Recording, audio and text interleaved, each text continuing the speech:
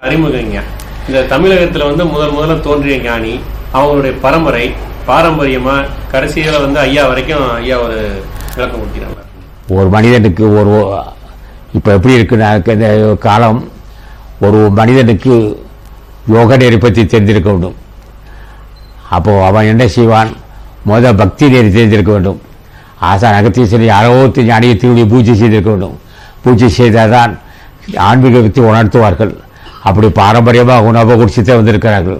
சென்ற நூற்றாண்டிலே முதுபுரு தலைவன், உலகத்தைக்கே தலைவன், ஜீவகாரிய தலைவன் ஆகிய ராமலிங்க சாமி தோன்றியிருக்கிறார். அடுத்து பல பேர் தோன்றியிருக்கிறார்கள்.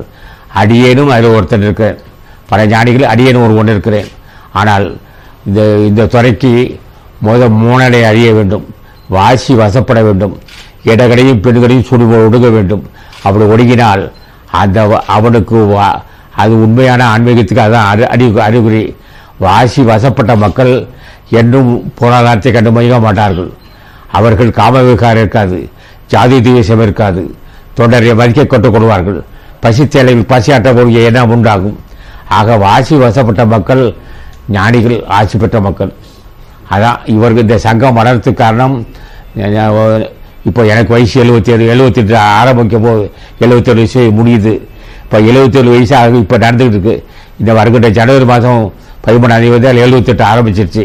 அப்போ 71 ஆண்டுகளாக இந்த அளவுக்கு நான் தினமாக இருக்கிறேன் என்றால், நான் நோய் வாய்ப்படாமல் முதுமை வராமல் இருக்கிறேன் என்றால், ஆசான் ஆசியால் வாசி வசப்பட்டதால் இந்த அளவுக்கு வாய்ப்பு கிடைத்திருக்கு. இந்த வாய்ப்பு எல்லோருக்கும் கிடைக்க வேண்டும் என்றால் அவர்களும் இந்த கொள்கை கடைபிடிக்க வேண்டும். என்ன கடைபிடிக்க வேண்டும்? உயிர்கொலை செய்ய மாட்டேன், புலாவது உண்ண மாட்டேன், மது அருந்த மாட்டேன், எந்த வகையிலாவது மாத ஒரு ஊருக்கு 2 ஊருக்கு அன்னதானம் செய்வேன் என்று சொல்லுகின்ற மக்கள் இருக்கும் வரை இருந்தால்தான் இந்த ஆன்மீகத்தில் முன்னேற முடியும்.